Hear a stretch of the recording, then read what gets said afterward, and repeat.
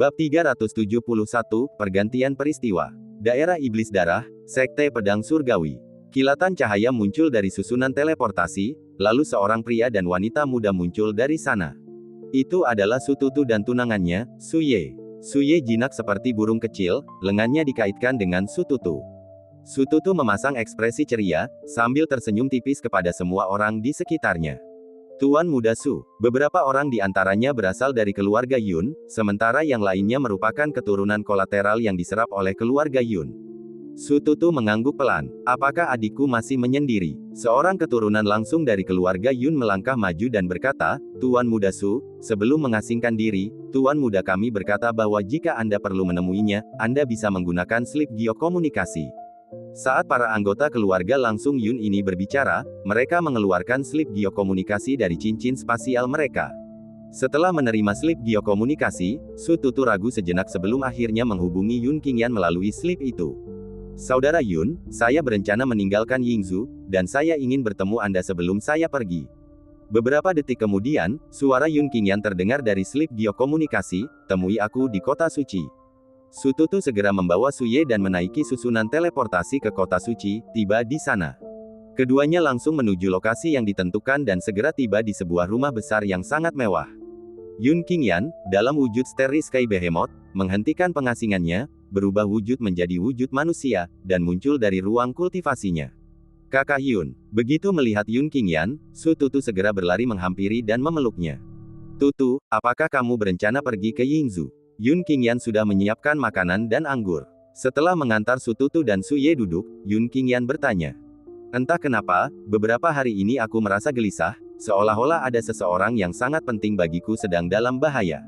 Sututu berkata, nadanya menunjukkan kebingungan, karena bahkan dia merasa aneh mengapa dia merasa begitu gelisah. Mendengar ini, Yun Qingyan langsung mengerti mengapa Sututu merasa seperti ini. Saudara kembar Sututu, Chen Sangxiang, bersama dengan tubuh manusia Yun Qingyan, saat ini sedang melarikan diri dengan Sky Flying Shuttle. Mereka yang mengejar mereka adalah para ahli di alam Raja Manusia. Tutu, apakah kamu masih ingat mengapa Gong Yuanchen mengangkatmu sebagai muridnya saat itu?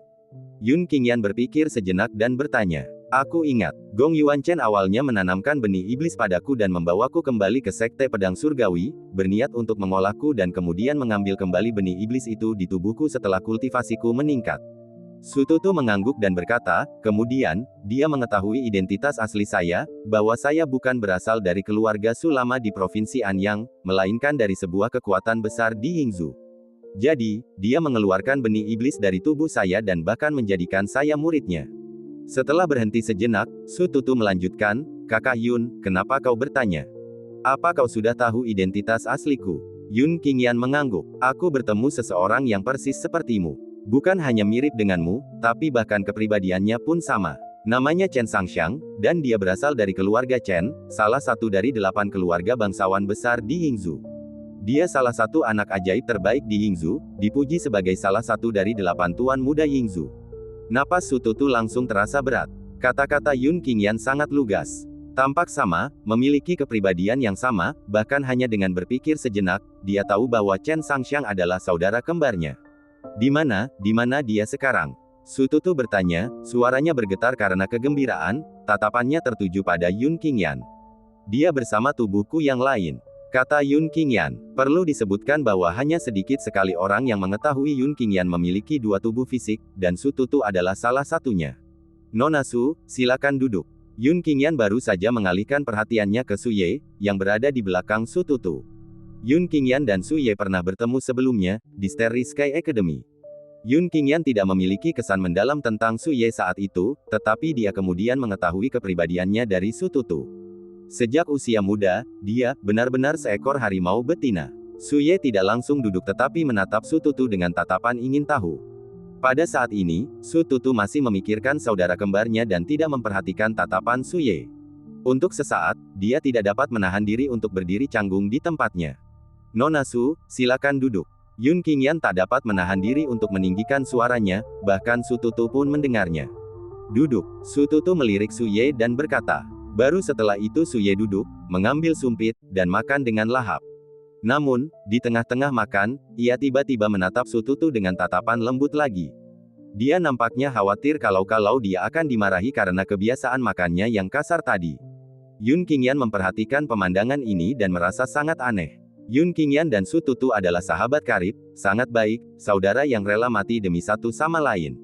Justru karena inilah, keduanya membicarakan segalanya, dan Yun Qingyan tahu banyak hal tentang Su Tutu. Misalnya, meskipun Su Tutu sangat peduli pada tunangannya, Su Ye, ia juga sangat takut padanya. Ketakutan ini telah dipupuk sejak kecil. Su Tutu telah berkata lebih dari sekali bahwa Su Ye adalah wanita paling menakutkan di dunia, benar-benar seperti harimau betina yang akan menggunakan kekerasan pada perbedaan pendapat sekecil apapun, menghajar Su Tutu hingga babak belur. Apakah Tutu berbohong kepadaku selama ini? Yun Qingyan tak dapat menahan diri untuk bergumam pada dirinya sendiri, namun ia segera menepis gagasan ini. Belum lagi Su Tutu tidak akan berbohong padanya, kalaupun berbohong, dia tidak akan berbohong tentang hal seperti ini. Yun Qingyan menekan keraguannya dan minum bersama mereka berdua. Setelah beberapa putaran minuman, Yun Qingyan, menghindari Su Ye, menatap Su Tutu dengan tatapan penuh arti. Su Tutu langsung mengerti, dan dengan sedikit mabuk, ia berkata, "Ye kecil, bukankah kau selalu menginginkan pedang kelas surgawi? Saudara Yun telah mengatur seseorang untuk menunggu di luar, ia akan membawamu ke gudang harta karun Sekte Pedang Surgawi untuk memilih satu." Setelah mengantar Su Ye pergi, Su Tutu menatap Yun Qingyan. "Kakak, apa urusanmu sampai harus mengantar istriku pergi?"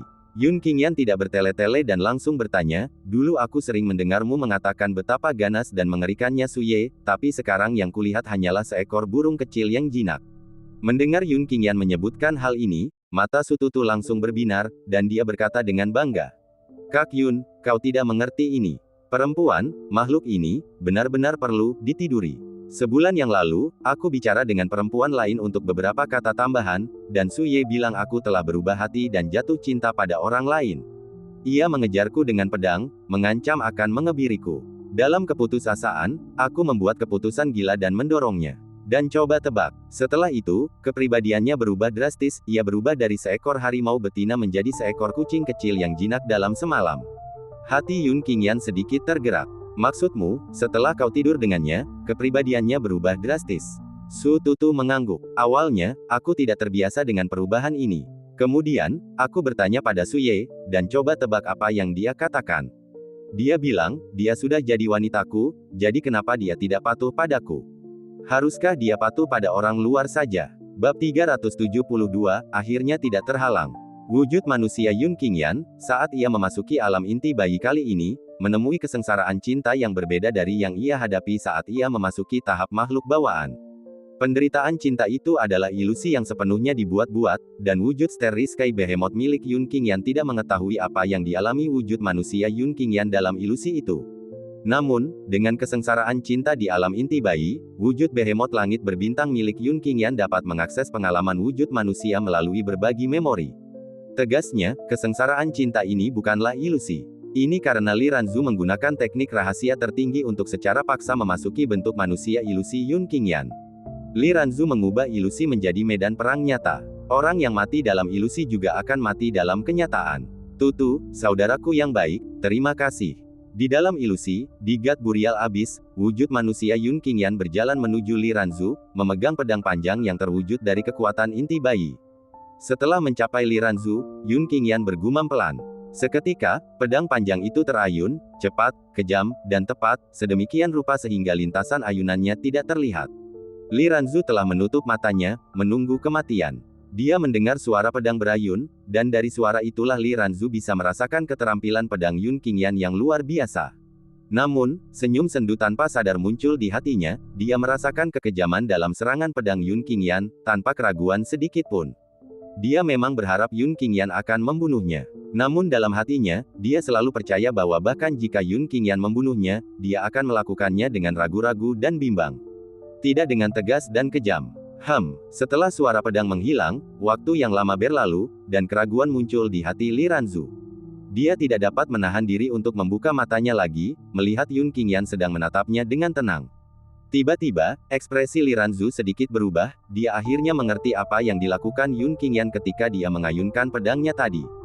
Dengan bunyi, pop, seluruh pakaian Li Ranzu terbuka, memperlihatkan semua bagian yang tak terlukiskan di bawah lehernya. Yun Qingyan, kamu. Suara Li Ranzu terdengar bingung, dan ketika dia menatap Yun Qingyan, dia bahkan tidak bisa mengucapkan satu kalimat lengkap. Dia sangat terkejut, amat sangat terkejut. Itu adalah jenis kejutan yang tidak pernah ia bayangkan, bahwa Yun Qingyan benar-benar akan melakukan hal seperti itu. Ini benar-benar berbeda dari Yun Qingyan yang dikenalnya. Melihat reaksi Li Ranzu, sedikit kepanikan dan kegugupan melintas di mata Yun Qingyan. Kepanikan itu karena dia khawatir Li Ranzu akan menyalahkannya, atau bahkan membencinya. Kegugupannya terjadi karena ia berniat melakukan hal yang tidak dapat dijelaskan dengan kata-kata selanjutnya. Namun, Yun Qingyan adalah seorang kaisar abadi, dengan temperamen yang luar biasa. Ia menarik napas dalam-dalam, menekan semua kepanikan dan kegugupannya. Dia menatap Li Ranzu, tidak, lebih tepatnya, dia menatap bagian yang tak terlukiskan di bawah leher Li Ranzu. Mata Yun Qingyan dipenuhi dengan penghargaan. Selanjutnya, ia akan memiliki karya seni yang sempurna ini. Yun Qingyan berkata perlahan, Li Ranzu, aku tidak peduli kau dewa atau iblis, aku ingin kau ingat satu hal, kau, Li Ranzu, adalah wanitaku, wanita Yun Qingyan. Kau sekarang, kau akan selalu begitu, dan kau akan selalu begitu. Aku pernah mengecewakanmu sekali, tapi sumpah, itu satu-satunya kali, dan itu akan jadi yang terakhir kalinya. Aku, Yun Qingyan, akan memberimu kompensasi. 1000 kali lipat, 10.000 kali lipat. Setelah suara Yun Qingyan jatuh, 18 aliran kekuatan inti bayi melonjak dari tubuhnya, berubah menjadi lapisan penghalang yang menyelimuti dirinya dan Li Ranzu. Dari luar, yang terlihat hanya kekuatan inti bayi yang saling terkait. Selain Yun Qingyan dan Li Ranzu, tidak seorang pun tahu apa yang terjadi di dalam penghalang. Punggung Yun Qingyan dipenuhi banyak sekali bekas cakaran dari Li Ranzu. Bahunya, lengannya, dan bahkan dadanya penuh dengan bekas gigitan yang dalam dan berdarah. Yun Qingyan kesakitan, tetapi dia tidak peduli, malah, dapat dikatakan bahwa dia kesakitan dan bahagia di saat yang bersamaan. Dia merasakan secara langsung bahwa Li Ranzu membencinya, benar-benar membencinya, kebencian yang telah merasuk ke dalam jiwanya. Oleh karena itu, ketika Li Ranzu mencakar dan menggigitnya, dia tidak menahan apapun. Ketika kuku-kukunya menancap ke dalam dagingnya sambil menggaruk punggungnya, terbentuklah bercak-bercak darah, dengan darah segar yang mengalir keluar. Ketika dia menggigit Yun Qingyan, dia hampir menggigit seluruh potongan daging, dan darah panas bahkan memasuki mulut Li Ranzu. Namun selain kebencian, Yun Qingzu juga merasakan kasih sayang Li Ranzu. Kalau saja Li Ranzu benar-benar melawan dengan sekuat tenaga, apa yang dilakukannya pada Yun Qingyan tidak akan hanya sekadar mencakar dan menggigit. Li Ranzu sekarang memang hanya memiliki kurang dari 10% kultivasinya yang tersisa. Namun dalam jarak sedekat itu, dia memiliki sedikitnya 10 atau lebih metode untuk membunuh Yun Qingyan. Dia tidak melakukannya. Yang dilakukannya hanyalah menimbulkan luka ringan pada Yun Qingyan. Bahkan setelah menggaruk dan menggigit, Li Ranzu menangis, air matanya mengalir seperti bendungan yang jebol. Dia memeluk Yun Qingyan, menangis terseduh-seduh, seakan melampiaskan keluh kesahnya dan melepaskan emosinya. Dia memberitahu Yun Qingyan bahwa ketika dia memilih Cair daripadanya, hatinya hancur. Tidak, itu bukan sekedar patah hati, bahkan jiwanya merasakan sakit yang menyesakan. Pilihan Yun Qingyan secara eksplisit memberitahunya, Cair lebih penting darimu. Li Ranzu adalah dewa segala dewa, seorang dewi, tetapi dia juga seorang wanita. Tidak ada wanita yang dapat menerima bahwa orang yang dicintainya memiliki wanita lain di hatinya yang lebih penting daripada dirinya. Yun Qingyan terdiam setelah mendengarkan. Namun dia memeluk Li Ranzu lebih erat lagi. Setelah sekian lama, Yun Qingyan akhirnya berbisik di telinga Li Ranzu, aku tahu tak ada kata-kataku sekarang yang bisa menebus rasa sakit yang kuberikan padamu dulu. Tapi semua itu memang sudah berlalu, di masa depan, situasi seperti ini tak akan pernah terulang. Saat Yun Qingyan berbicara, dia mulai menyeka air mata berkilauan dari wajah Li Ranzu. Kemudian, dia mencium Li Ranzu, mencium bagian yang tak terlukiskan di bawah lehernya. Setelah pertemuan yang penuh gairah, Li Ranzu tertidur di pelukan Yun Qingyan. Dia tidur dengan sangat damai, lebih damai daripada sebelumnya. Yun Qingyan tidak mengganggunya, hanya memeluknya dengan tenang, hanya sesekali Yun Qingyan tidak dapat menahan diri untuk diam-diam mengecap bibirnya. Di luar ilusi, di dalam pesawat ulang-alik terbang melintas langit. Chen Sangxiang telah menghubungi leluhur tua keluarga Chen, yang merupakan kakeknya, seorang ahli tertinggi di alam raja manusia. Kakeknya segera memanggil 2 orang teman dari alam raja manusia untuk bergegas menuju komando Hongwu. Setelah pertarungan hebat, leluhur tua keluarga Chen, bersama kedua sahabatnya di alam raja manusia, mencapai kesepakatan dengan Raja-Raja Wali Agung, Raja Merak, dan para ahli alam Raja Manusia dari keluarga Hong. Keenamnya tidak akan campur tangan, karena pertempuran mereka sudah cukup untuk menjerumuskan seluruh Yingzhou ke dalam kutukan abadi. Lebih jauh lagi, keluarga Chen hanya bisa tetap tidak terlibat dalam masalah ini. Klan Merak, klan Raja Wali Agung, dan keluarga Hong, ketiga kekuatan ini, masing-masing akan mengirimkan pasukan tahap 9 Void Nirvana dan di bawahnya untuk mencegat mereka. Jika mereka mencegat pesawat ulang-alik terbang, maka Chen Sangxiang dan Yun Qingyan akan berada di bawah belas kasihan ketiga kekuatan ini. Jika Chen Sangxiang dan Yun Qingyan berhasil mengemudikan pesawat ulang-alik terbang keluar dari komando Hongwu, maka ketiga kekuatan itu akan menghentikan pengejaran mereka terhadap Chen Sangxiang dan Yun Qingyan. Bab 373, ingat selera Anda.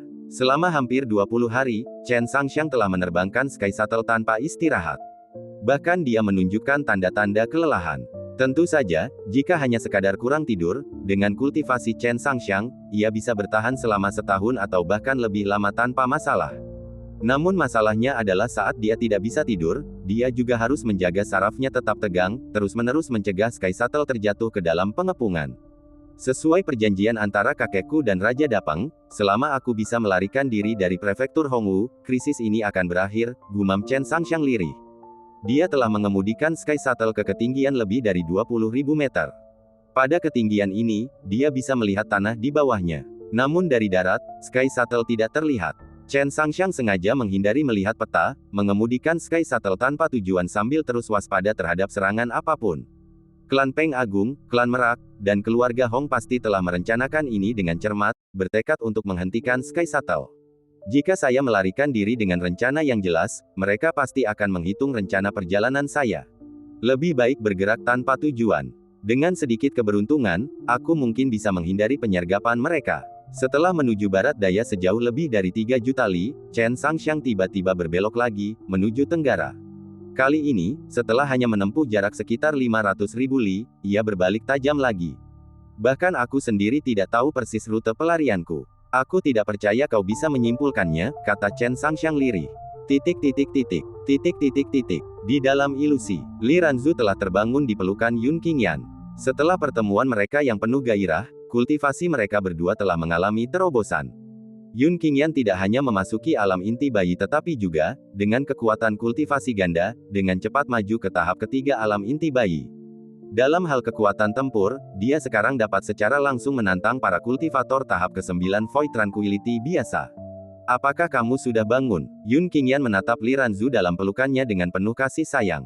Ledakan. Saat Li Ranzu membuka matanya, dia menghantamkan telapak tangannya ke Yun Qingyan, membuatnya terpental. Akan tetapi, kekuatan telapak tangannya tepat, cukup untuk melemparkan Yun Qingyan namun tidak cukup untuk melukainya, bahkan tidak sampai cedera ringan. Li Ranzu segera menggunakan kekuatan inti bayinya untuk melindungi bagian tubuh yang tak terlukiskan di bawah lehernya. Yun Qingyan tanpa sadar melepaskan indera kedewaannya, tetapi sebelum indera itu dapat memasuki kekuatan inti bayi, Li Ranzu memelototinya.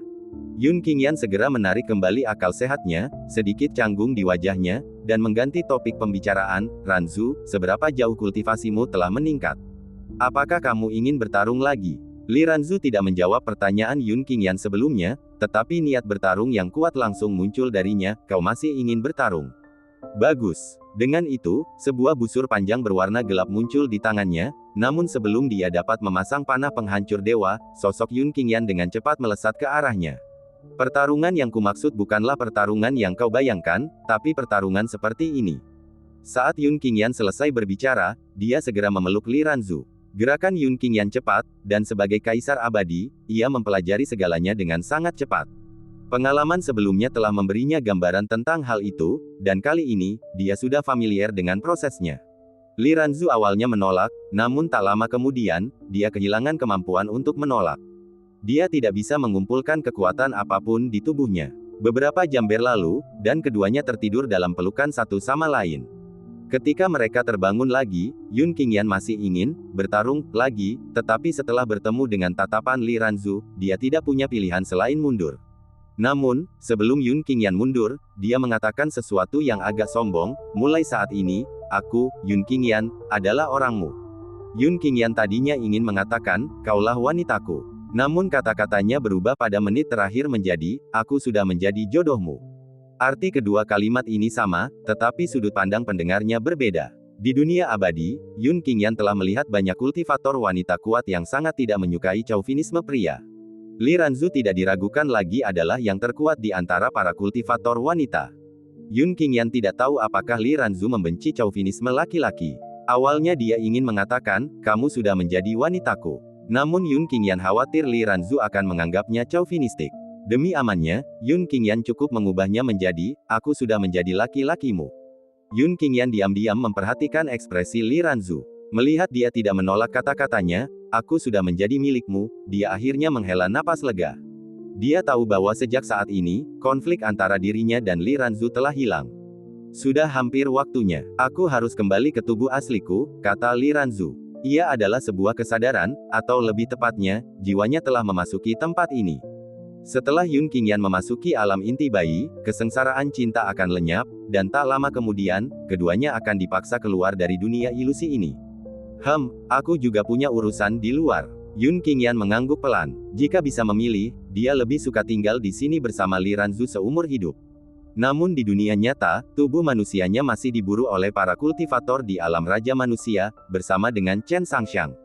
Sebelum kita berpisah, bisakah kau mengabulkan satu permintaanku? Tanya Yun Qingyan tiba-tiba mengumpulkan keberaniannya. Li Ranzu memandang Yun Qingyan. Jika tidak ada kejutan, akan butuh waktu lama sebelum kita bertemu di dunia nyata. Li Ranzu mengangguk sedikit, aku tidak lagi di Yingzhou. Sebelum aku memutuskan untuk menjadi iblis, aku ingin benar-benar kembali ke jurang pemakaman dewa untuk memberi penghormatan kepada anggota klanku. Namun, aku terjerumus ke dalam badai spasial. Apa? Ekspresi Yun Qingyan berubah. Badai spasial akan mengangkut mereka yang terperangkap di dalamnya ke ruang lain. Tidak ada pola apapun. Jika seseorang beruntung, mereka mungkin hanya akan terhanyut beberapa ribu li jauhnya. Namun, ada juga yang bisa langsung dipindahkan ke ruang hampa luar angkasa. Dimungkinkan juga untuk dipindahkan ke planet lain. Yun Qingyan sendiri tersapu ke dunia abadi oleh badai spasial saat itu. Kamu, di mana kamu sekarang? Yun Qingyan bertanya dengan cepat, lalu menambahkan, apakah kamu tahu di mana kamu sekarang? Masih di benua Tianxing, tapi untuk lokasi spesifiknya, aku belum mau mengungkapkannya. Li Ranzu merenung sejenak. Dia harus mengakui bahwa metode Yun Qingyan memang telah mengurangi kebenciannya terhadapnya secara signifikan. Namun bagi Li Ranzu untuk sepenuhnya memaafkan Yun Qingyan sekaligus, Li Ranzu mengakui dia belum bisa melakukannya. Dia masih membutuhkan waktu untuk meredakan rasa kesal di hatinya terhadap Yun Qingyan. Baiklah, sampaikan permintaanmu, kata Li Ranzu. Yun Qingyan berjalan menuju Li Ranzu, berhenti di depannya, aku ingin menciummu sekali lagi sebelum aku pergi. Yun Qingyan tidak lagi menggunakan metode yang memaksa. Ketegasannya sebelumnya adalah karena kebutuhan. Li Ranzu ragu-ragu sejenak, lalu akhirnya mengangguk. Hati Yun Qingyan dipenuhi rasa gembira, dan dia segera menempelkan bibirnya ke bibir Li Ranzu. Keduanya segera berciuman dengan penuh gairah, tetapi batasnya hanya sebatas berciuman saja. Setelah sekian lama, keduanya terpisah, sosok mereka berdua meninggalkan ilusi. Bab 374, Peningkatan Budidaya yang Cepat. Sebelum pergi, Yun Qingyan melakukan gerakan kecil, tanpa sepengetahuan Li Ranzu. Dia diam-diam menyuntikkan secerca akal sehat ke dalam kesadaran Li Ranzu. Indra ketuhanannya sangat lemah, kecuali Li Ranzu sengaja memeriksanya, mustahil baginya untuk menemukannya. Yun Qingyan melakukan ini karena dia ingin merasakan lokasi pasti Li Ranzu. Dia tidak mungkin merasa puas dengan menunggu Li Ranzu datang menemuinya. Setelah keluar dari ilusi, Yun Qingyan segera menuju kokpit pesawat ulang-alik melarikan diri dari surga. Sangxiang, apa kabar? Kakak Yun, akhirnya kau bangun juga. Kalau kau belum bangun, aku pasti sudah berpikir untuk menjualmu ke Raja-Raja Wali Agung. Chen Sangxiang mula-mula memeluk Yun Qingyan, lalu berbicara. Chen Sangxiang menceritakan semua yang telah terjadi selama 20 hari terakhir, dari awal hingga akhir. Mendengar kesepakatan antara leluhur keluarga Chen dan Raja-Raja Wali Agung serta yang lainnya, matanya berkilat terkejut. Namun, ini juga membuat Yun Qingyan bernapas lega. Tanpa para ahli alam Raja Manusia, peluangnya untuk menembus alam Raja Manusia telah meningkat setidaknya 50%. Saudara Yun, seluruh wilayah Hongwu Commandery, dari tanah hingga langit, kini harus ditutupi oleh jaring langit dan bumi. Untuk menghindari jatuh ke dalam perangkap mereka, aku terbang tanpa tujuan untuk mencegah mereka memperhitungkan pergerakan kami. Namun, ada juga kemungkinan kita secara tidak sengaja memasuki jaring mereka. Chen Sangxiang juga memberitahu Yun Qingyan tentang jalur penerbangannya. Yun Qingyan mengangguk pelan, setuju dengan pendekatan Chen Sangxiang. Saat kau menghadapi situasi ini sendirian, ini memang pendekatan terbaik. Tapi sekarang tidak perlu. Ubah arah dan pergilah ke sarang keluarga Hong secepat mungkin. Tujuan Yun Qingyan datang ke Komando Hongwu adalah untuk menyelamatkan Qiling, binatang purba-purba, yang dipenjara di keluarga Hong oleh Lu Chen. Kakak Yun, apakah kamu yakin tentang ini? Mendengar perkataan Yun Qingyan, pupil mata Chen Sangxiang mengecil. Bukankah kau bilang para ahli alam raja manusia tidak akan berpartisipasi dalam pengejaran kita? Tanpa para ahli alam raja manusia, karakter lain tidak perlu ditakuti, kata Yun Qingyan. Segera, di hadapan Chen Sangxiang, dia menerapkan formasi pembantaian abadi 9 surga lainnya ke pesawat ulang-alik pelarian surga. Menambahkannya kedua yang sudah ada, pesawat ulang-alik pelarian surga sekarang memiliki 3 formasi pembantaian abadi 9 surga. Kecepatan maksimum pesawat ulang-alik Heaven Flying sekali lagi ditingkatkan, mencapai 2 juta kilometer per jam. Kecepatan ini sudah melampaui sebagian besar seniman bela diri alam raja manusia. Chen Sangxiang telah menyaksikan kekuatan formasi pembantaian abadi 9 surga. Yun Qingyan telah menggunakan formasi ini untuk menjebak dan membunuh Meiji, tetua tertinggi klan Merak, dalam satu serangan. Kini dengan 3 formasi pembantai abadi 9 surga yang melindungi pesawat ulang-alik itu, selama para ahli alam raja manusia tidak muncul, pesawat ulang-alik pelarian surga akan cukup untuk menyapu bersih semua seniman bela diri, termasuk para ahli di tahap ke-9 kekosongan tenang. Saudara Yun, aku akan segera menghubungi kakekku dan memintanya untuk mencari cara untuk memikat Raja-Raja Wali Agung, Raja Merak, dan leluhur keluarga Hong ke tempat lain. Saat Chen Sangxiang berbicara, ada kegembiraan yang tak terbendung di matanya. Kita sudah menjarah gudang harta karun klan Merak sekali, kenapa kita tidak merampok keluarga Hong saja kali ini? Lagi pula, dengan tidak adanya para ahli alam raja manusia yang muncul, pesawat ulang-alik melarikan diri dari langit praktis tak terkalahkan sekarang. Yun Qingyan mengangguk pelan. Itulah yang ingin kulakukan. Chen Sangxiang segera menghubungi leluhur keluarga Chen dan memberitahunya tentang pesawat ulang-alik melarikan diri dari surga dan 3 formasi di atasnya. Leluhur keluarga Chen juga luar biasa gembira dan langsung menjamin pada Chen Sangxiang bahwa ia 100% bisa memikat leluhur keluarga Hong, Raja-Raja Wali Agung, dan Raja Merak. Pada saat yang sama, dia berulang kali mendesak Chen Sangxiang agar membantunya menemukan barang tertentu di gudang harta karun keluarga Hong. Dengan kecepatan pesawat ulang-alik surga saat ini, masih akan memakan waktu sekitar 5 hari untuk mencapai ibu kota Komando Hongwu.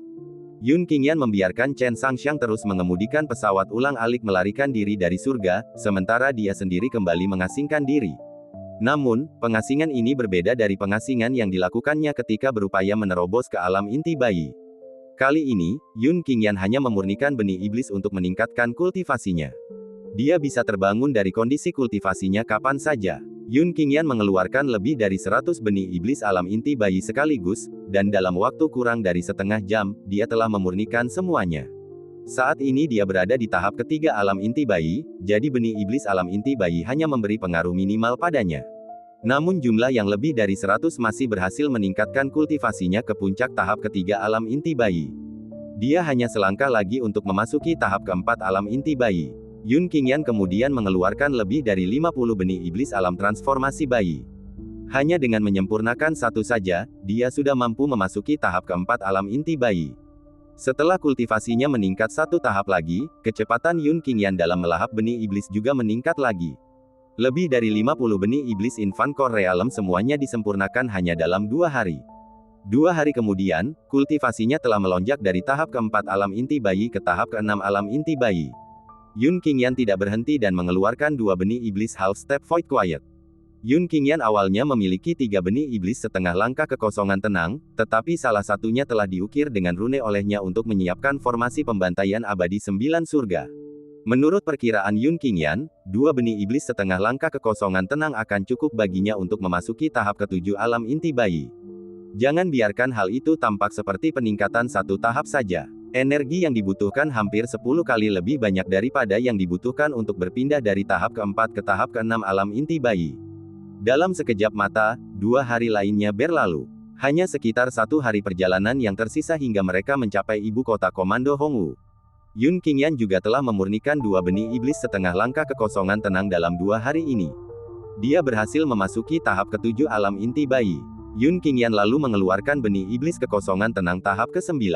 Benih iblis ini berasal dari Meiji dari klan Merak, dan energi yang dikandungnya hampir berkali-kali lipat lebih banyak dari semua benih iblis yang pernah dilahap Yun Qingyan.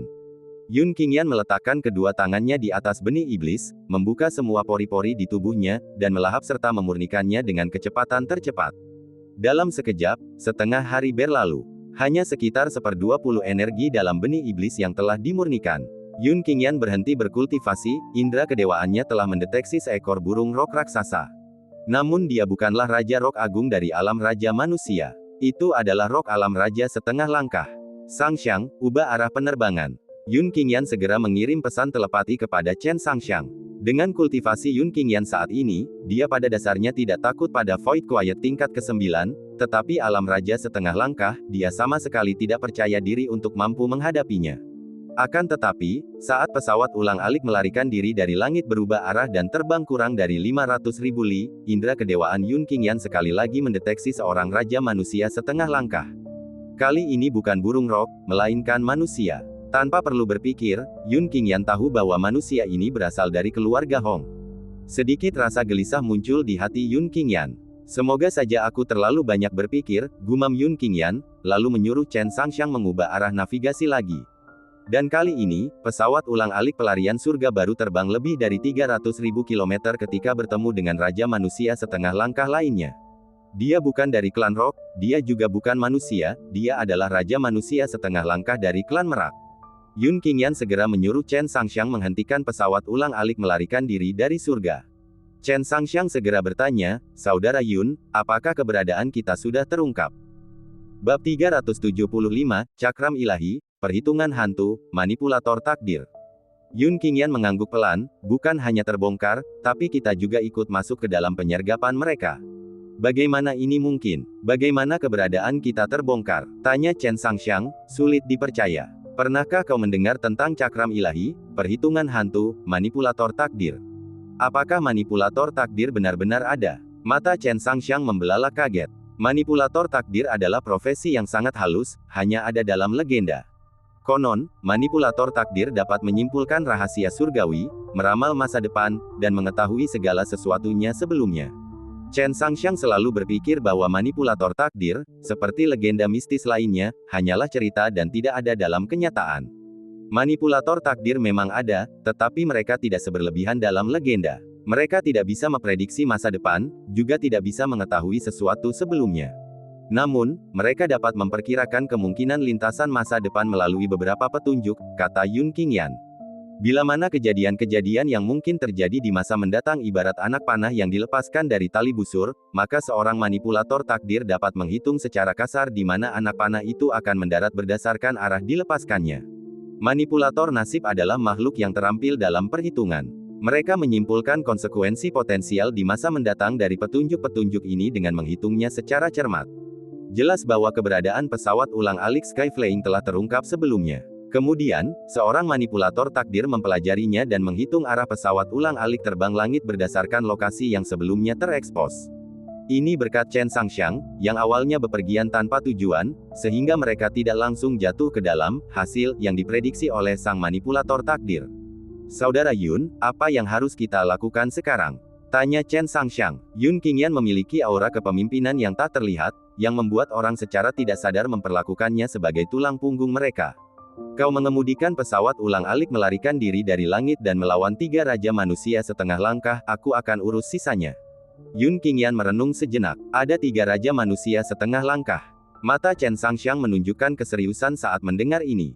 Yang satu raja manusia setengah langkah dari klan Raja Wali Agung, yang satu raja manusia setengah langkah dari klan Merak, dan yang satu lagi raja manusia setengah langkah dari ras manusia.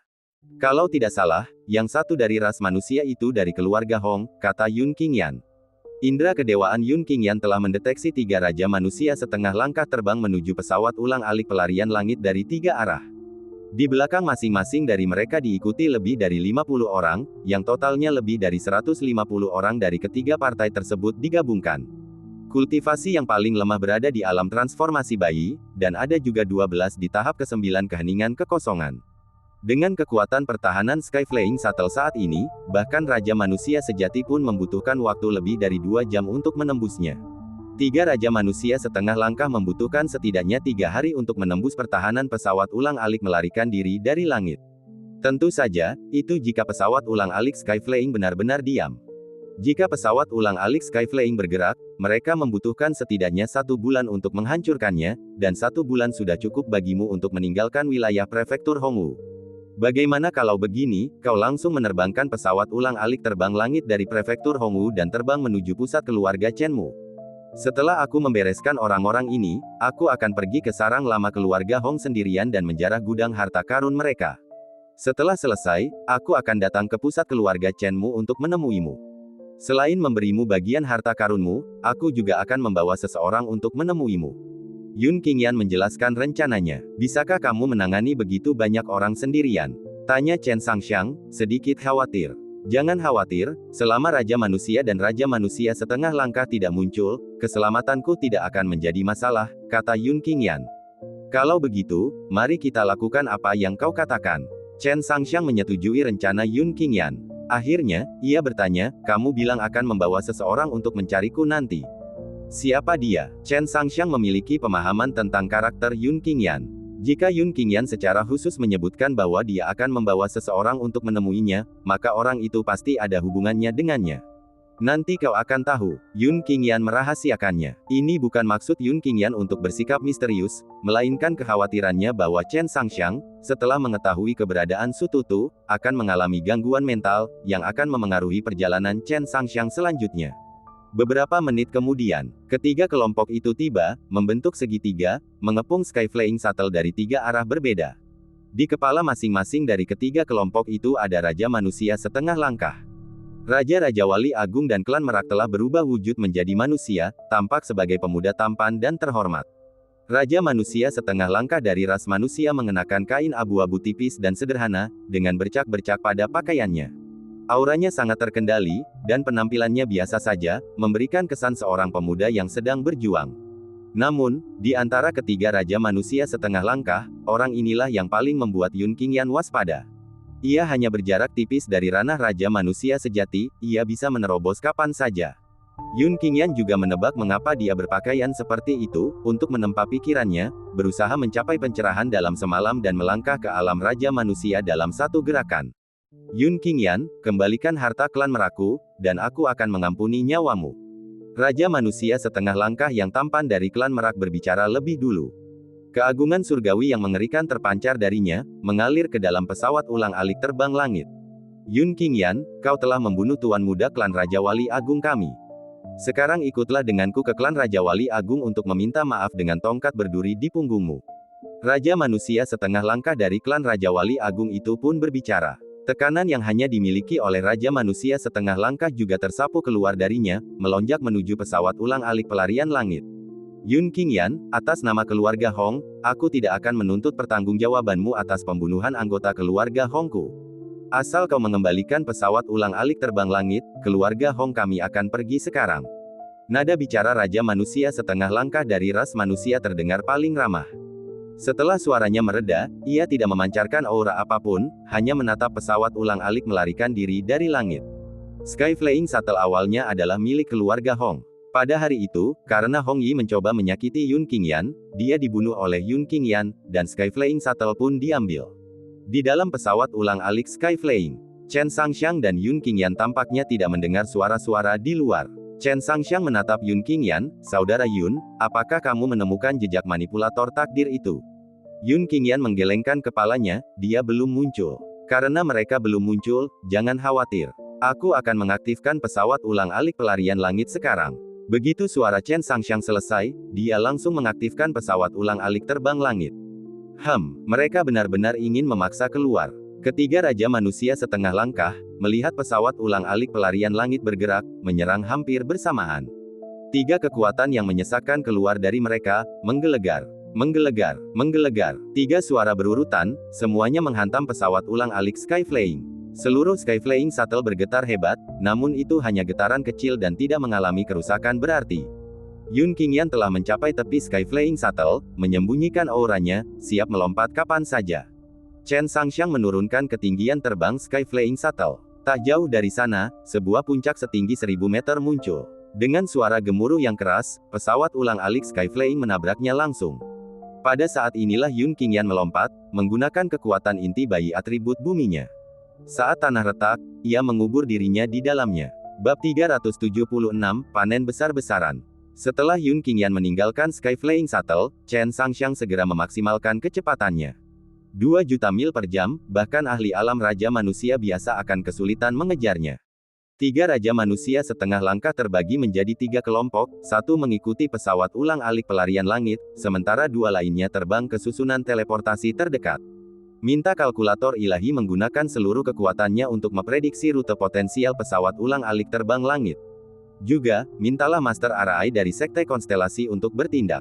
Kecuali jika ada ahli alam Raja Manusia yang turun tangan, hanya Master Arai yang mungkin bisa mencegat pesawat ulang-alik melarikan diri dari langit. Setelah bertukar pesan, ketiga Raja Manusia setengah langkah benar-benar terpisah. Kekuatan yang tersisa dari klan Rock, klan Merak, dan keluarga Hong langsung tertinggal. Puncak gunung itu terlihat tidak biasa, mungkin ada seseorang di sana. Seorang ahli Void Realm tingkat kelima dari klan Rock tiba-tiba berteriak saat kelompok itu bersiap untuk pergi.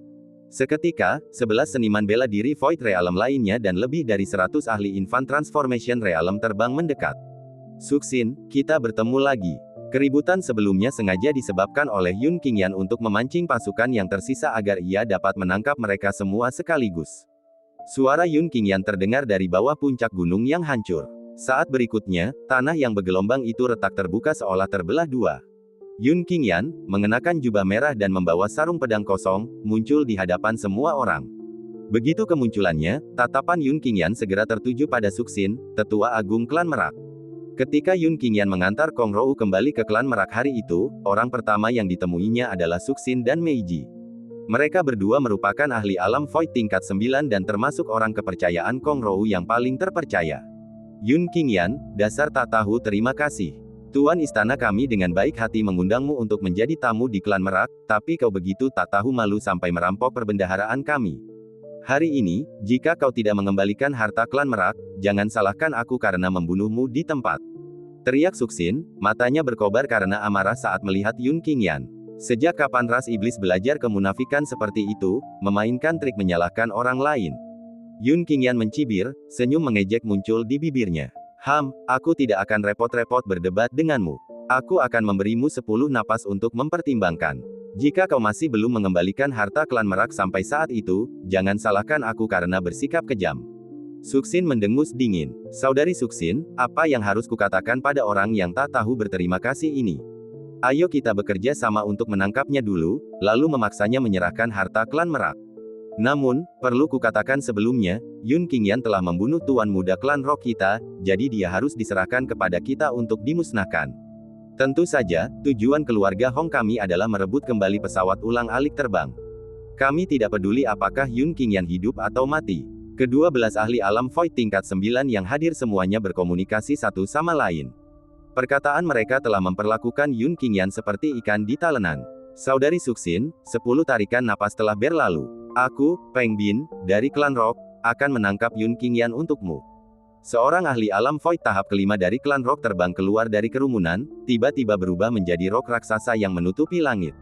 Dengan teriakan melengking, cakarnya yang tajam mencakar ke arah Yun Qingyan. Kekosongan yang mengerikan energi unsur melingkari tubuhnya. Senior Peng Bin dari klan Rock, dia menggunakan jurus mematikan sejak awal. Bisakah Yun Qingyan menghalanginya? Tentu saja tidak. Bahkan di antara 8 tuan muda agung, hanya sedikit yang bisa menahan serangan mematikan dari ahli alam Void tingkat kelima. Para ahli alam transformasi bayi yang hadir berbisik di antara mereka. Para ahli alam transformasi bayi dari klan Rock khawatir Yun Qingyan akan langsung terbunuh. Jika itu yang terjadi, Raja Rock pasti akan murka. Lagi pula, Raja Rock telah memerintahkan Yun Qingyan untuk ditangkap hidup-hidup. Saat cakar tajam itu semakin dekat ke Yun Qingyan, dengan jarak kurang dari 10 meter, sosok Yun Qingyan tiba-tiba lenyap. Kecepatannya begitu cepat sehingga bahkan Suxin alam Void tahap ke-9 tidak dapat melihat lintasan pergerakannya. Saat berikutnya, Yun Qingyan muncul di atas Peng Bin. Yun Qingyan memegang pedang tajam di masing-masing tangan, keduanya sepenuhnya berasal dari energi inti bayi. Tidak bagus. Ekspresi para ahli alam Void berubah. Pedang di tangan Yun Qingyan diarahkan ke dua sayap Peng Bin. Suara mendesing. Suara mendesing. Dengan dua suara berturut-turut, Yun Qingyan langsung memotong kedua sayap Peng Bin. Kau Peng Bin mengeluarkan teriakan tragis, dan tubuhnya yang besar jatuh ke tanah di bawahnya. Yun Qingyan segera meletakkan dua sayap Peng Bin ke dalam cincin roh luo miliknya. Dia lalu menyusul, dan sebutir manik bening muncul di mulutnya. Itu adalah benih setan. Sebelum Peng Bin jatuh ke tanah, Yun Qingyan dengan paksa menanamkan benih iblis ke dalam tubuh Peng Bin. Gemuruh. Tubuh Peng Bin jatuh dengan keras ke tanah, menciptakan kawah raksasa seluas lebih dari 1000 meter persegi di medan berbatu. Kembali, Yun Qingyan mengulurkan tangannya dan, dari jarak beberapa ratus meter, langsung menarik benih iblis dari tubuh Peng Bin kembali kepadanya. Setelah memasukkannya ke dalam cincin roh luo, Yun Qingyan menyerang Void Realm Rock lainnya. Kerumunan di sekitarnya telah lama tercengang oleh metode Yun Qingyan. Terutama Suxin, dia sudah mempelajari perkiraan tingkat kultivasi Yun Qingyan dari Kong Rou. Paling-paling, dia sebanding dengan seniman bela diri alam transformasi bayi tahap ke-6 atau ke-7. Namun sekarang, Yun Qingyan telah membunuh seekor rock alam void tahap ke-5 secara langsung dalam konfrontasi langsung. Suara mendesing. Yun Qingyan secara pribadi mengirim benih iblis ke dalam tubuh Void Realm Rock dan kemudian secara pribadi menggalinya. Setelah memanen benih iblis lainnya, Yun Qingyan mengeluarkan sarung pedang pembunuh langit. Dia ingin menyelesaikannya dengan cepat. Kali ini, dia menyerang ahli alam Void dari keluarga Hong. Hanya dengan dua pedang, seorang ahli alam kekosongan keluarga Hong kehilangan lengannya dan kemudian ditanamkan benih iblis. Suxin telah mengeluarkan slip geokomunikasinya, mencoba menghubungi Kong Rou. Tetapi dia mendapati bahwa slip geokomunikasi itu tampaknya langsung berubah menjadi batu biasa, dia tidak dapat merasakan Kong Rou sama sekali. Ini karena Yun Qingyan telah menyegel area ini dengan indera ilahinya. Tanpa izinnya, semua artefak komunikasi akan menjadi tidak berguna. 5 kemunduran langit dan manusia, penjara penyegel langit. Energi inti bayi yang mewakili 5 kemunduran langit dan manusia melonjak dari Yun Qingyan. Mereka menyelimuti area seluas 10.000 meter, menjebak semua orang di dalamnya seperti penjara. Satu demi satu benih iblis muncul di tangan Yun Qingyan. Satu demi satu, benih iblis ditanamkan ke dalam tubuh para ahli alam transformasi bayi. Baginya, setiap orang ini adalah obat yang berharga untuk meningkatkan kultivasinya. 5 menit berlalu dengan cepat. Hanya 4 orang yang tersisa di dalam kandang, Yun Qingyan dan 3 ahli alam Void tahap ke-9. Berdebar, ahli alam Void tingkat 9 dari klan Peng Rock berlutut di hadapan Yun Qingyan, Senior Yun. Namaku Peng Xie. Aku adalah tetua agung yang paling tidak disukai di klan Peng Rock. Aku sudah lama berniat mengkhianati klan Peng Rock. Kumohon terimalah aku, Senior Yun. Yun Qingyan mengabaikannya. Sebuah benih iblis muncul di tangannya dan ia langsung mengirimkannya ke arahnya. Yun Qingyan menduga Peng Xie akan melawan, tetapi dia membiarkan benih iblis itu memasuki tubuhnya. Bab 377, Alam Pil Bayi Tertinggi. Senior Yun, kau sudah mengendalikanku dengan Dao Heart Seed di Mendava, aku tidak akan pernah mengkhianatimu dalam hidup ini, jadi tolong terima aku. Aku telah hidup selama lebih dari 500 tahun dan memiliki kultivasi Void Camp tahap 9, aku bisa menjadi pesuruhmu, dan aku yakin kau akan menganggapku berguna.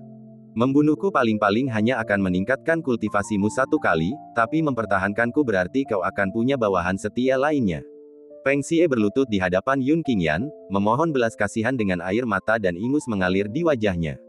Kalau begitu aku akan mengampuni nyawamu untuk saat ini. Yun Qingyan memutuskan untuk melepaskan Peng Xie, seperti yang dia katakan, membunuhnya paling banyak akan meningkatkan kultivasinya 1 kali. Di dalam cincin Ling Luo, sudah ada 9 benih iblis Void Camp dan ratusan benih iblis transformasi bayi, jadi benih iblis Peng Xie tidak akan membuat banyak perbedaan.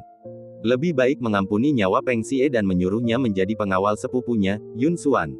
Dengan pengawal Void Camp tahap 9, selama dia tidak bertemu ahli alam Raja Manusia, keselamatan sepupunya akan sepenuhnya terjamin.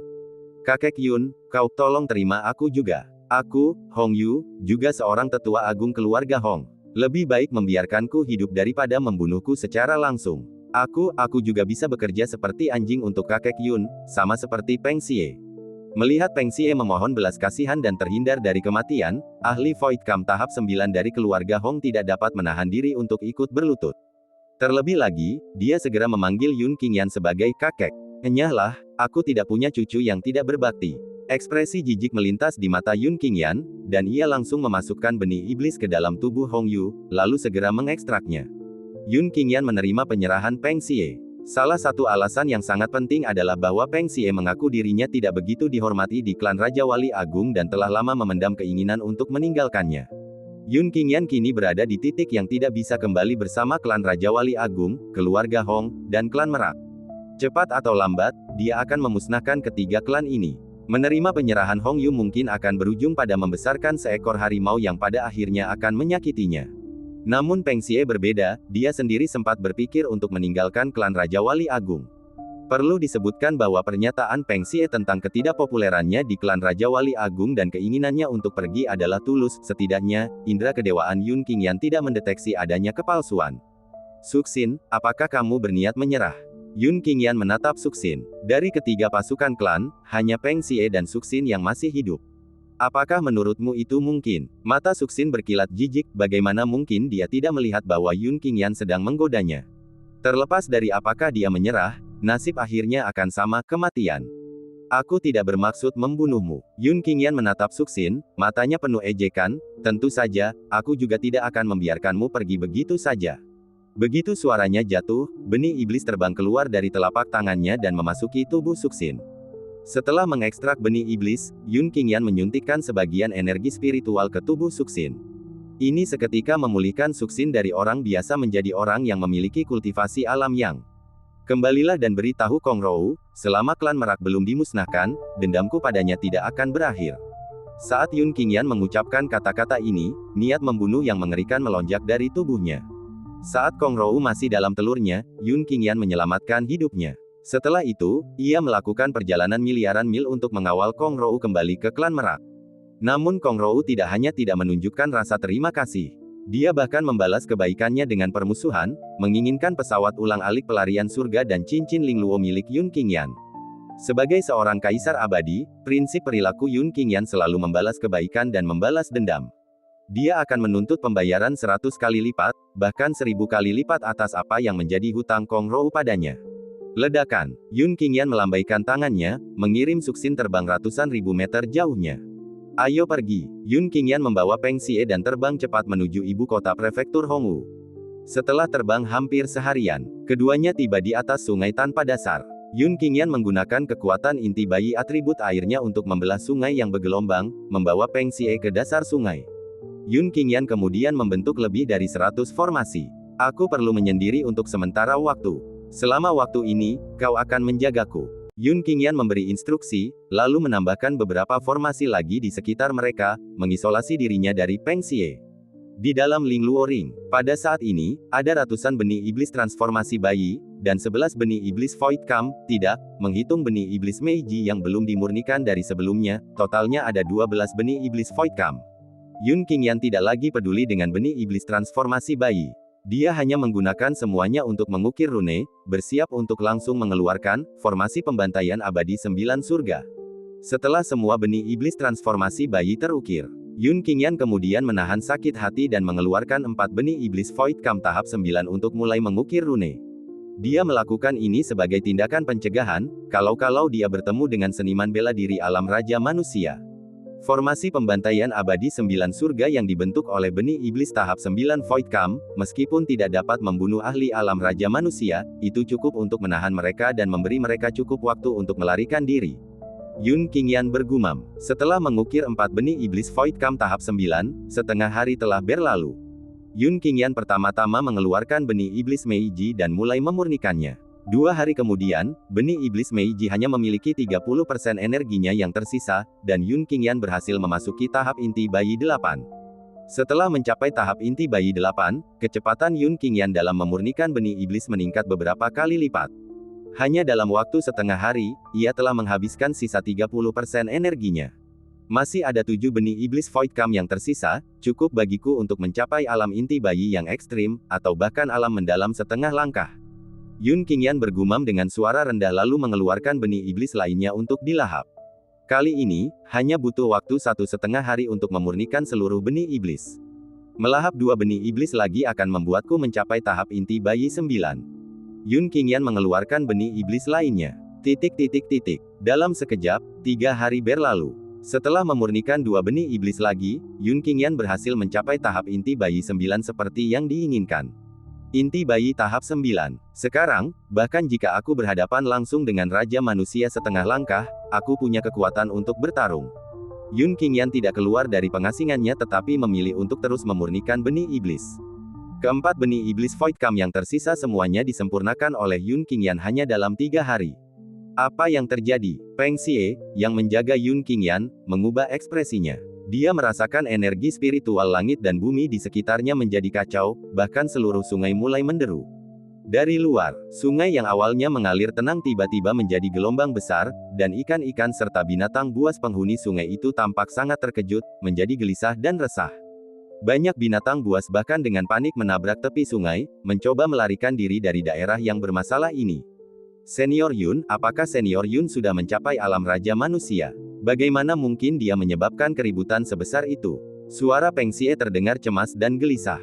Ia berada kurang dari 100 meter dari tempat kultivasi terpencil Yun Qingyan. Pada saat ini, dia merasakan tekanan yang bahkan lebih mengerikan daripada kekuatan surgawi. Tidak, ini bukan keributan yang disebabkan oleh terobosan ke alam Raja Manusia, Peng Xie segera bergumam lagi. 300 tahun yang lalu, dia telah menyaksikan seorang ahli yang tak tertandingi mencapai alam Raja Manusia. Itu benar-benar berbeda dari apa yang terjadi sekarang. Tepat saat Peng Xie sedang menebak, suara Yun Qingyan yang dipenuhi penyesalan terdengar, hanya mencapai puncak alam inti bayi. Bab 378, memikat mangsa ke dalam perangkap. Senior Yun masih di alam inti bayi.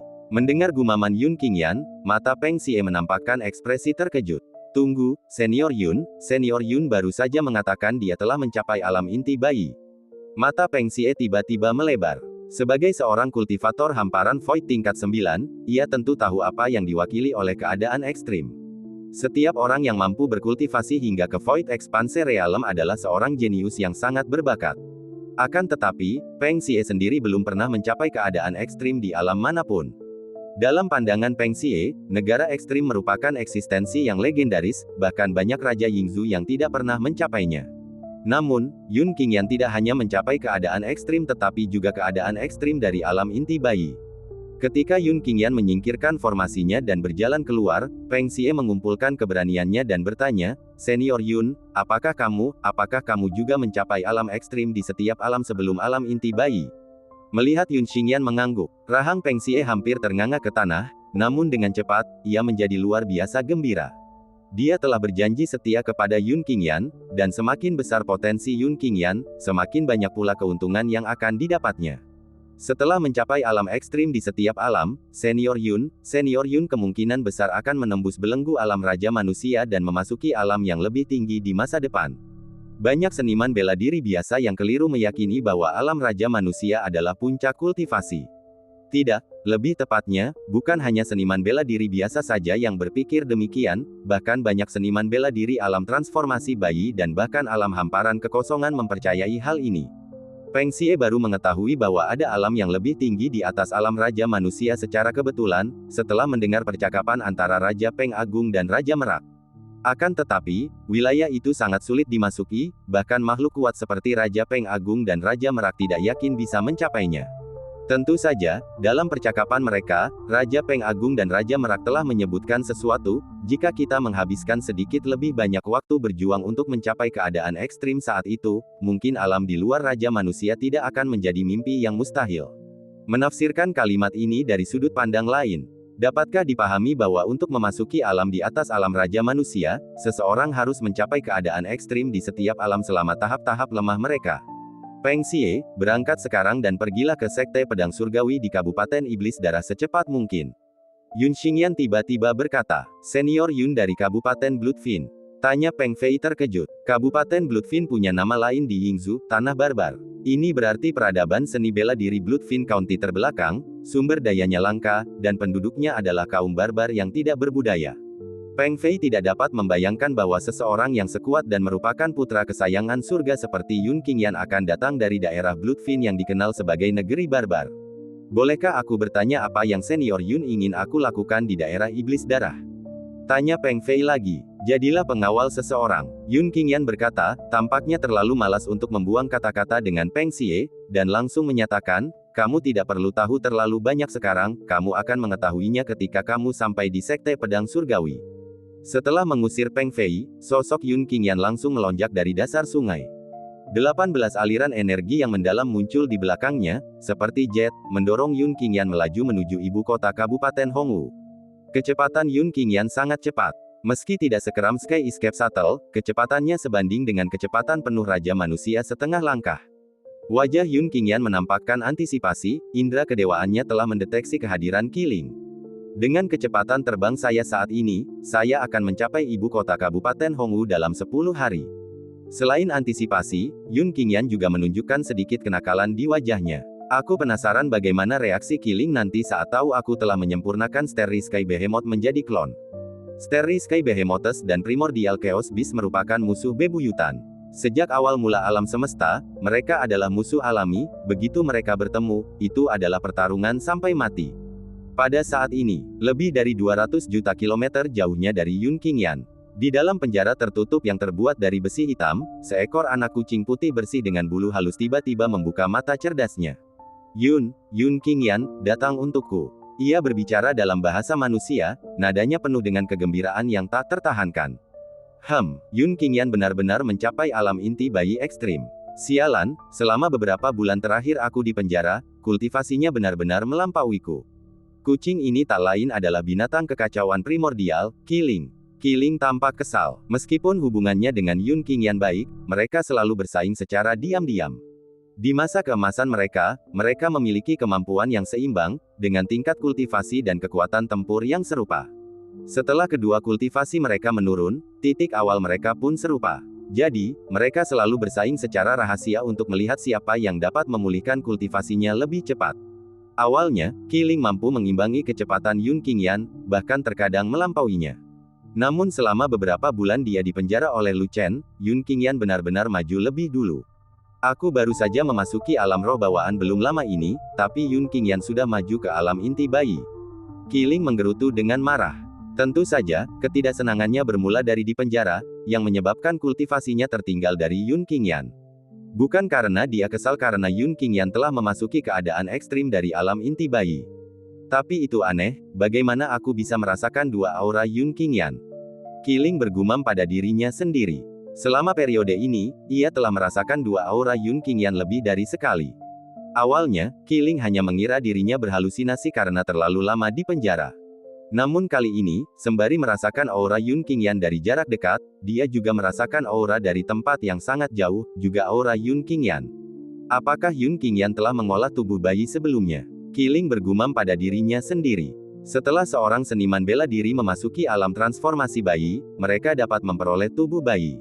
Akan tetapi, tubuh bayi bukanlah tubuh utama, dan kecepatan kultivasinya sangat lambat, bahkan tidak sampai 1% dari kecepatan kultivasi tubuh utama. Ambil contoh Chen Guanhai, tubuh utamanya sudah berada pada tahap ketiga alam transformasi bayi, tetapi klonnya hanyalah roh bawaan. Manusia menyebalkan itu ada di sini lagi.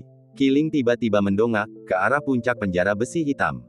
Dinding besi hitam di atas, berdentang, terbuka, dan seorang manusia setengah baya muncul di garis pandang Qiling.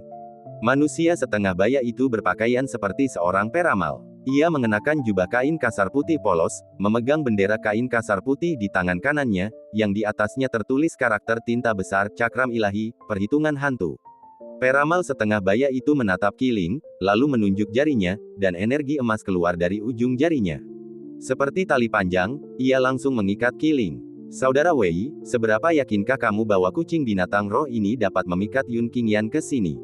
Setelah peramal setengah baya itu membawa Qiling ke sebuah aula besar, seorang pria setengah baya yang usianya sama bertanya kepadanya. Peramal setengah baya itu berkata tanpa berpikir, lebih dari 90% yakin. Dengan kata-katamu, Saudara Wei, aku bisa bebas dan menyiapkan hadiah besar untuk Yun Qingyan.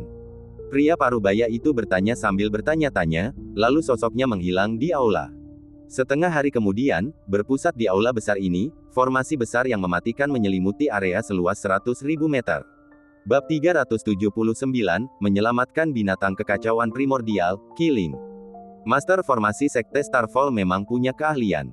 Kalau tidak salah, formasi ini pasti, Fatal Source Destruction Array. Wajah tenang ahli fisiognomi setengah baya itu akhirnya menunjukkan emosi setelah merasakan aura pembunuh dari formasi besar itu. Hahaha, Saudara Wei, kau menyanjungku. Keahlianku hanyalah tipuan remeh, sama sekali tak tertandingi oleh seni manipulasi takdir saudara Wei Jinglun, kalkulator hantu cakram ilahi.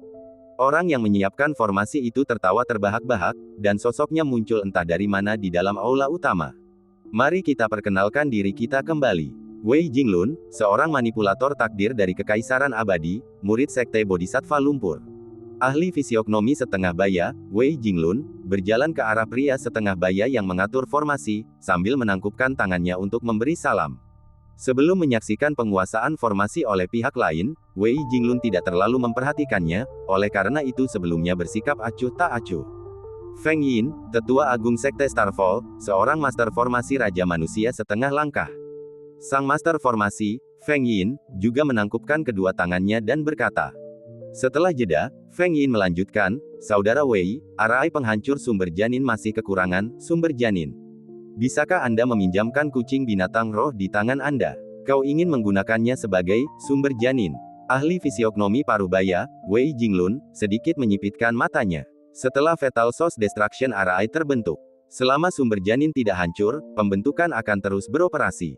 Hanya ada satu cara untuk memutus pembentukan ini, hancurkan sumber janin.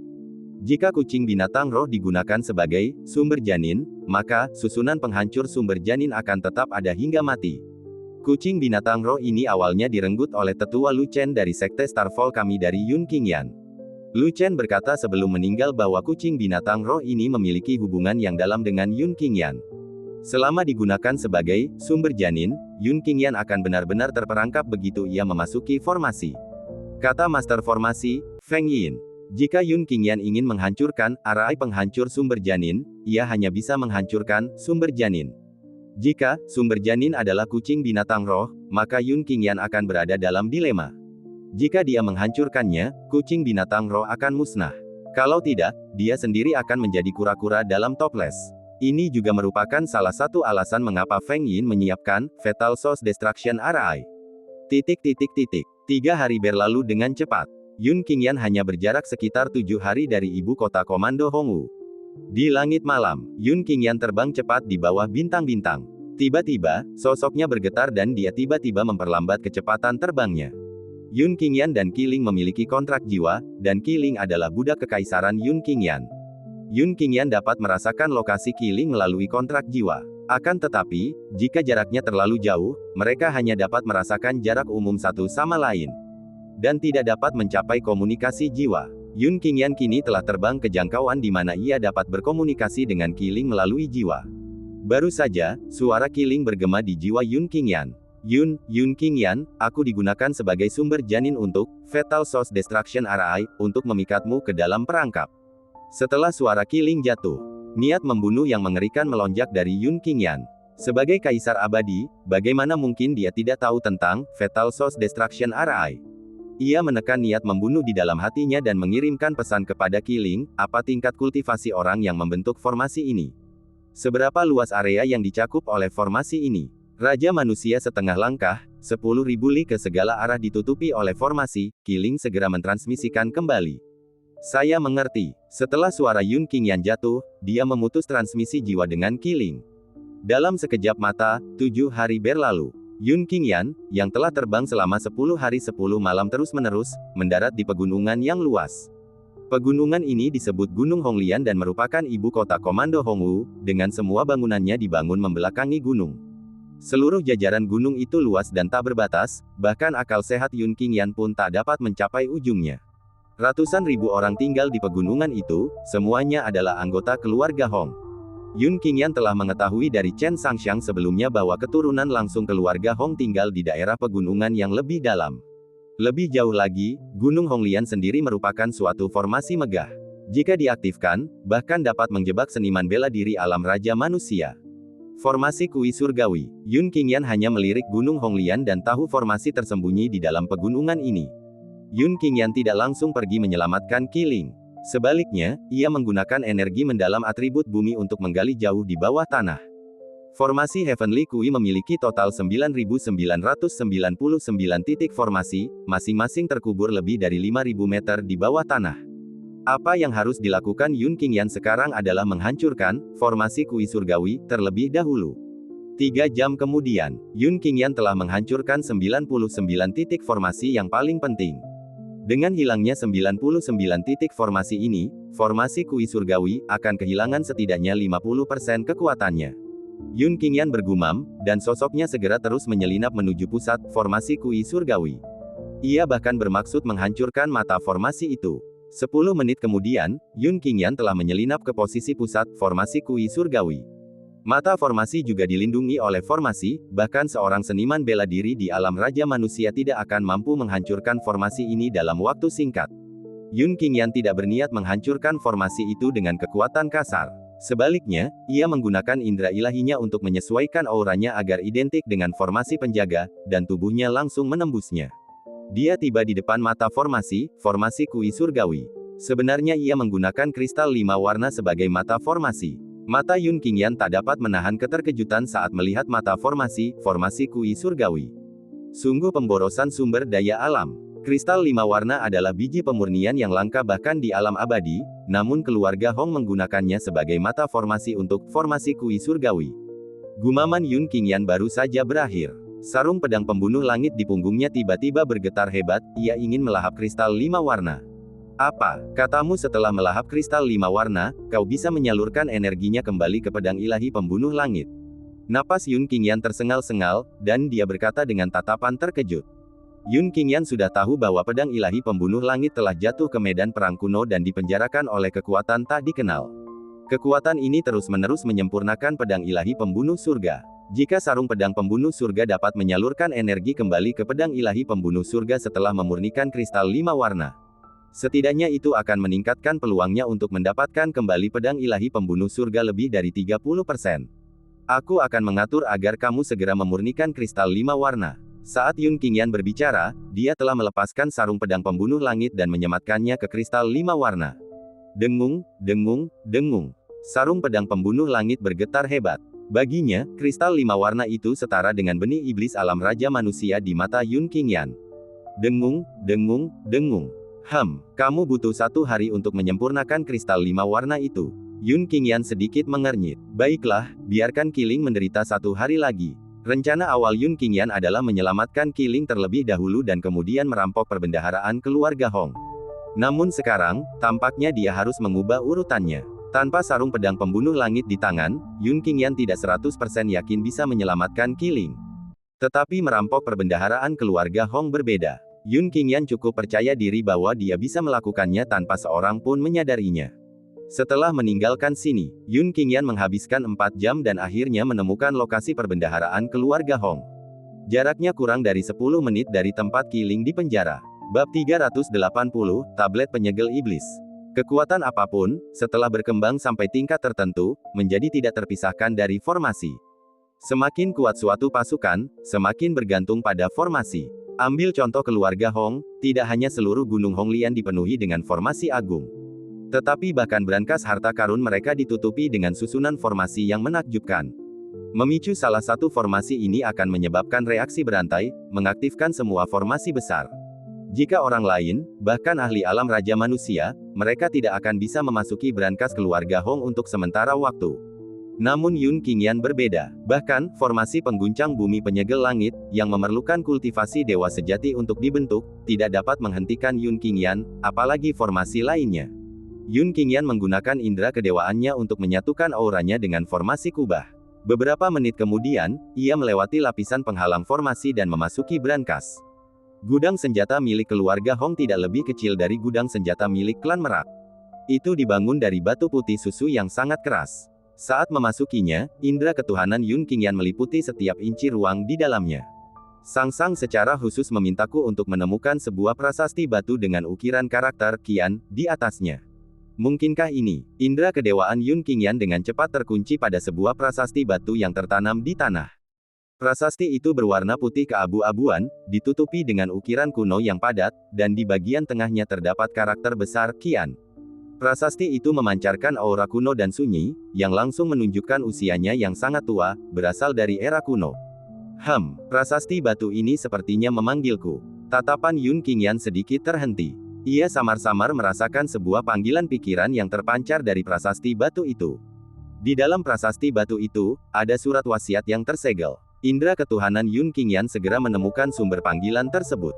Sebenarnya, panggilan itu bukan berasal dari prasasti itu sendiri, melainkan dari kehendak yang terkandung di dalamnya. Yun Qingyan menggunakan akal sehatnya untuk melindungi dirinya dan perlahan bergerak menuju prasasti batu. Perasaan dipanggil itu semakin kuat, dan samar-samar, Yun Qingyan bahkan mencium aroma tumpukan mayat dan lautan darah. Seolah-olah dia bisa menutup matanya dan melihat adegan peperangan yang berkelanjutan.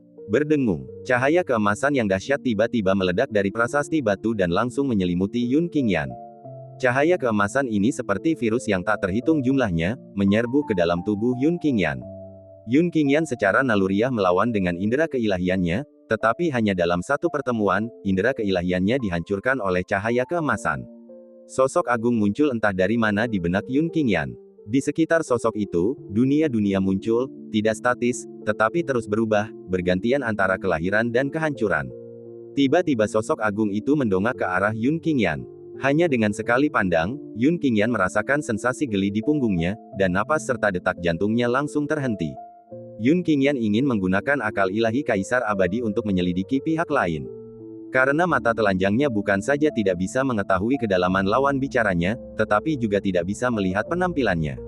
Namun, begitu kesadaran Kaisar Abadi Yun Qingyan meninggalkan pikirannya, kesadaran itu langsung menghilang. Ibarat orang yang menuang tinta ke dalam lautan, dalam sekejap tinta itu pun larut oleh air laut dan lenyap tanpa jejak. Qian adalah langit, Kun adalah bumi, Zhen adalah guntur, Sun adalah angin, Kan adalah air, Li adalah api, Gen adalah gunung, Dui adalah rawa. Dalam hidup ini, aku harus menemukan tablet penyegel iblis yang lengkap. Sosok agung itu berbicara perlahan, suaranya seakan melayang dari surga ke-9, penuh bergema di benak Yun Qingyan. Tablet penyegel iblis, apa itu? Bahkan dengan pengetahuan Yun Qingyan sebagai Kaisar Abadi, ini adalah pertama kalinya dia mendengar tentang tablet penyegel iblis. Siapa kamu? Yun Qingyan segera bertanya. Aku adalah pengembara waktu, mengembara di sungai waktu. Aku membawa penyesalan dari 10.000 kehidupan, yang masih tertinggal di masa lalu dan masa depan. Kaisar Yun, pegang teguh keyakinanmu, temukan prasasti penyegel iblis yang lengkap. Jangan biarkan penyesalan muncul kembali. Setelah suara halus sosok agung itu memudar, ia pun menghilang dari pikiran Yun Qingyan. Namun setelah menghilang, sebuah prasasti batu muncul di benak Yun Qingyan, dengan huruf Qian terukir di atasnya. Pikiran Yun Qingyan menjadi melankolis dan tak dapat dijelaskan. Rasanya seperti seseorang yang sangat disayanginya melebihi nyawanya akan meninggalkannya. Pada saat ini, Yun Qingyan memikirkan banyak orang. Ayah, ibu, Chaiyer, Li Ranzu, sepupunya, pamannya, kakeknya, dan bahkan Sututu, Chen Sangxiang, Qiling, semuanya muncul dalam pikirannya satu per satu. Tidak diragukan lagi, orang-orang yang terlintas dalam pikirannya adalah semua orang yang harus dia lindungi dengan nyawanya. Orang-orang ini adalah keluarganya, orang-orang yang dicintainya, saudara-saudaranya yang dengannya dia akan menghadapi hidup dan mati. Mengembara di sungai waktu, berlama-lama di masa lalu dan masa depan. Kemampuan ilahi agung macam apa yang dibutuhkan untuk itu?